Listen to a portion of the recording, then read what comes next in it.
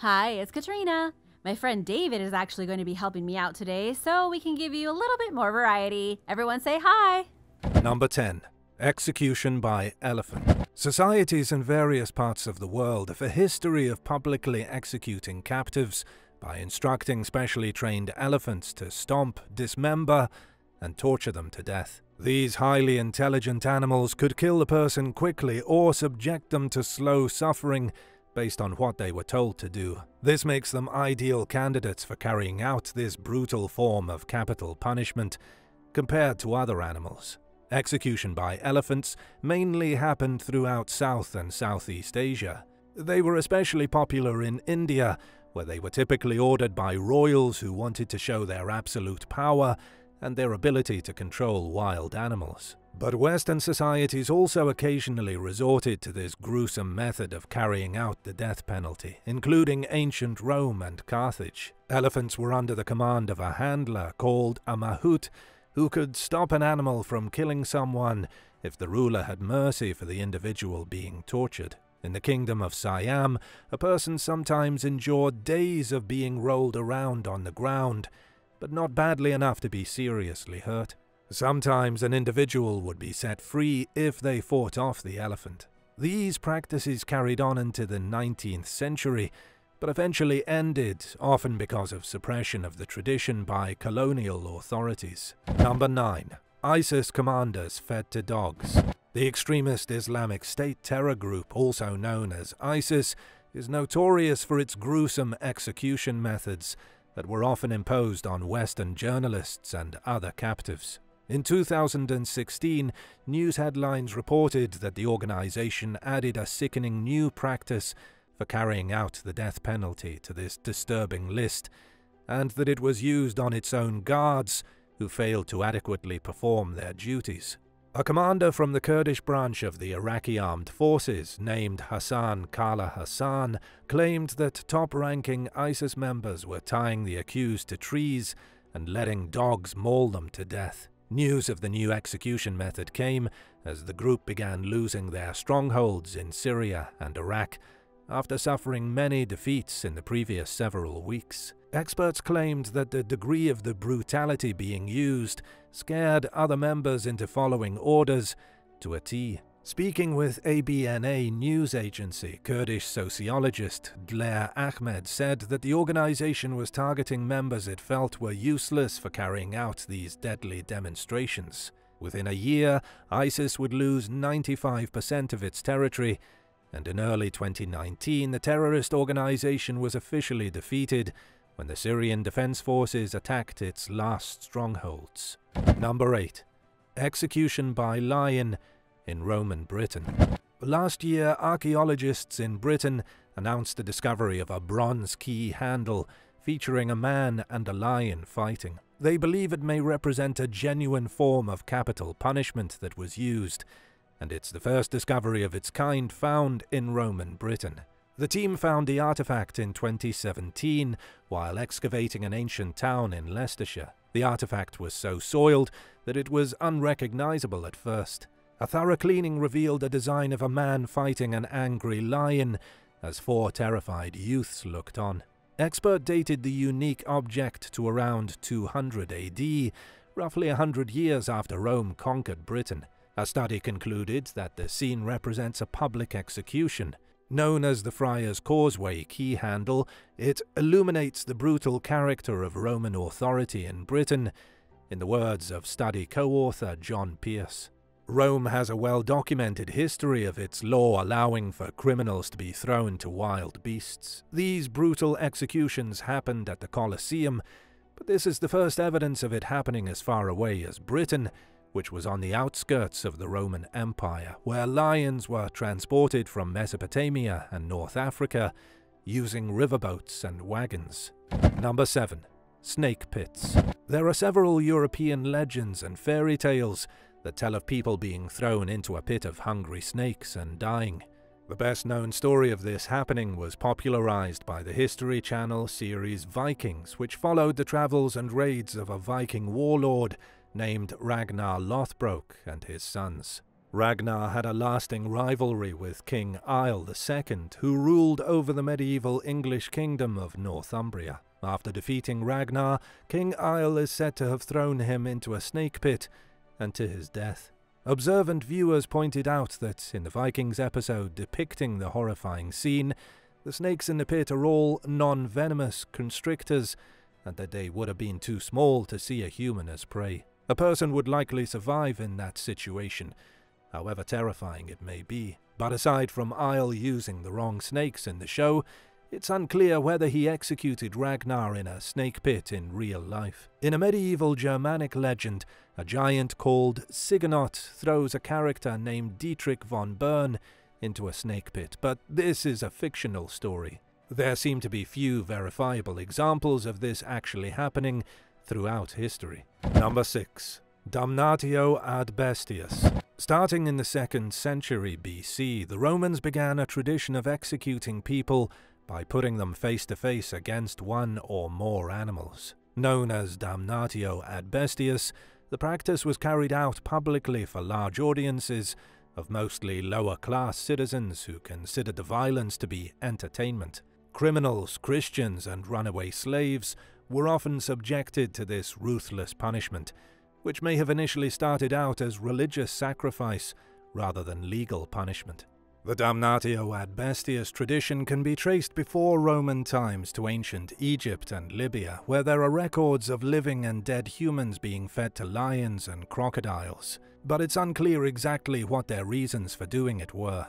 In ancient Rome, where it's clear that the practice was carried out as a criminal punishment, big cats like lions, Caspian tigers, and leopards were commonly used for executing captives. But they also used other animals, including bears. In one method of putting the accused to death, the individual was placed in a net and either suspended in the air or left on the ground in the presence of a bull, while slaves antagonized the creature into attacking the person to death. How long would you last against a big cat?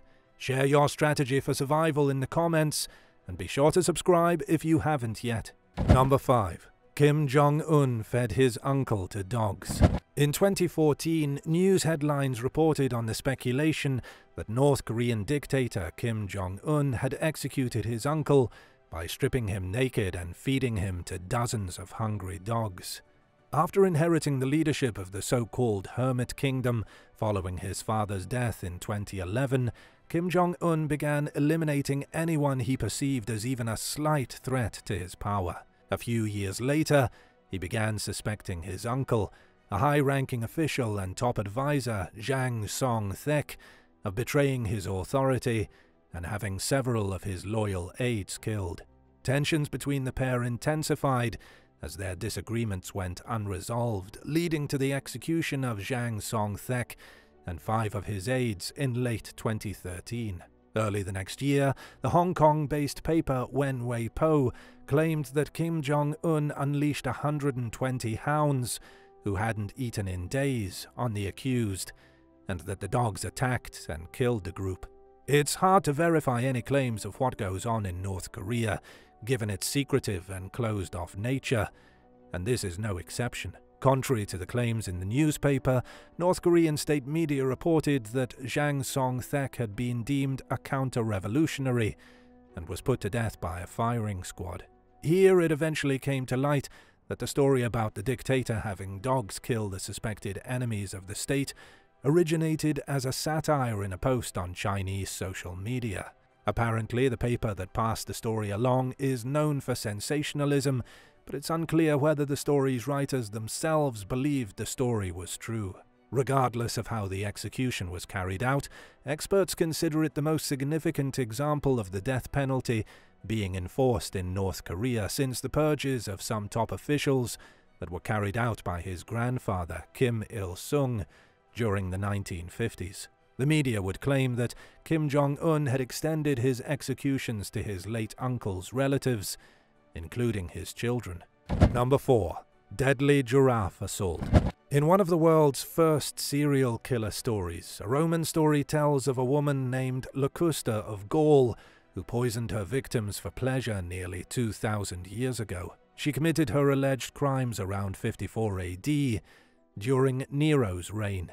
Legend has it that Locusta conspired with Nero and his mother, Agrippina, to murder his father, Emperor Claudius, so that Nero would inherit the throne. The story claims that Agrippina and Locusta poisoned Claudius with a batch of toxic mushrooms. Once Nero became emperor, Locusta continued on with her campaign of terror, killing people for fun and carrying out death contracts for Nero and others who hired her to commit murder. Under his rule, she was immune from prosecution for her disturbing crimes, and she was even rewarded with money and gifts. Locusta was even allowed to open a school where she taught students how to poison people to death. Things changed for the sinister sorceress after Nero committed suicide in 64 AD, with the emperor no longer around to facilitate her sordid activities or protect her from prosecution. The Roman Senate decided to finally bring Locusta to justice for killing as many as thousands of victims, including several members of Rome's imperial court. She tried to flee, but didn't leave in time, and was captured by associates of the new emperor, Galba. They supposedly put her in an enclosure with wild animals, including a giraffe, who viciously attacked and sexually assaulted her to death. This is just one variation of several legends about Locusta's execution. Another story claims she was led through the city in chains before she was put to death. The mention of her is scarce throughout the historical record, leaving a lot of mysteries and unanswered questions about the woman, despite evidence that she was a real person. It's also clear that the Roman historians who wrote about Locusta after her death strongly disliked her, so it's questionable whether their writings were at least influenced by their negative feelings. Number 3. Ivan the Terrible's execution methods.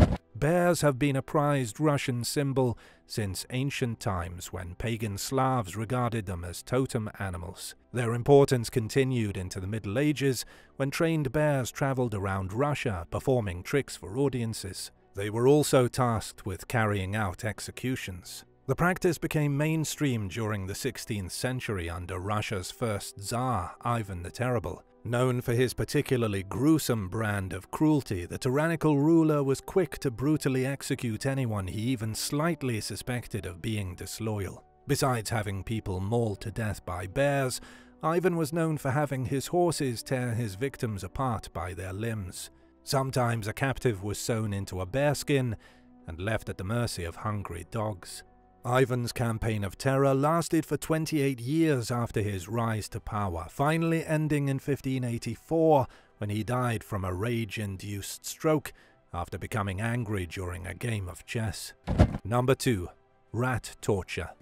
There are many examples throughout history of captives being exposed to rats who were encouraged to gnaw on the individual's flesh, sometimes to the point of killing them. In Elizabethan England, prisoners at the Tower of London were sometimes placed in a cell where water would flow in from the River Thames, bringing rats along with it. According to one Roman Catholic writer, inmates sometimes had flesh torn from their arms and legs.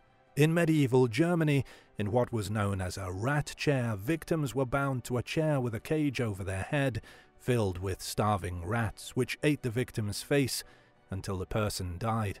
Historical records claim that during the Dutch revolt in the 16th century, military leader Diederik Sonoy placed rats inside an upside-down bowl on a naked prisoner's chest. He then heated the bowl from the outside, causing the rodents to chew desperately on the individual's skin in an attempt to escape, gnawing right down into his bowels.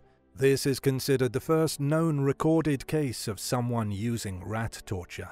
Several South American dictatorships employed various forms of rat torture, including the Brazilian military leadership that lasted from 1964 to 1984. Paulo Malhais, an ex-colonel who spoke with the Truth Commission following the dictatorship's end, admitted to terrorizing prisoners with rats, crocodiles, and snakes. The extent to which he and others used these methods may never be known. This is because many former officers were probably afraid to speak up after Malhais was found dead in his home under suspicious circumstances 2 weeks after giving his testimony. Rat torture was also used during Uruguay's civic military dictatorship between 1973 and 1985. during which time it became notorious for human rights violations, torture, and people going missing without explanation. Under Chilean dictator Augusto Pinochet from 1973 to 1990, both male and female prisoners reported having spiders and rats forced into their bodies. One woman claimed that she was assaulted by dogs under a guard's orders. During Argentina's national reorganization process from 1976 to 1983, torturers used tubes to force rats into prisoners' bodies. While rat torture wasn't always used to outright kill people, it was a crucial component of suffering that, to many people, probably seemed just as awful as the prospect of dying. Number 1. Dead as a dog.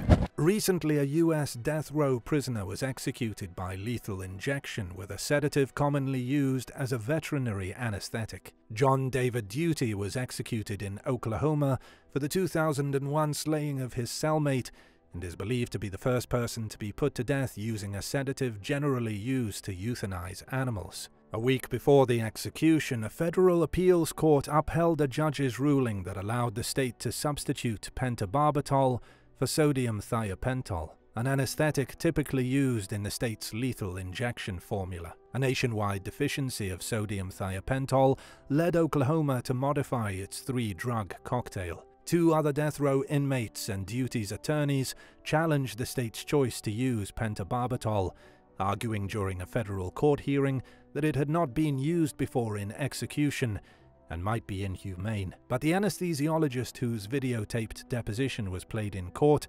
testified that the 5,000 milligrams of pentobarbital the state plans to use is enough to cause a blackout and then even death within a few minutes.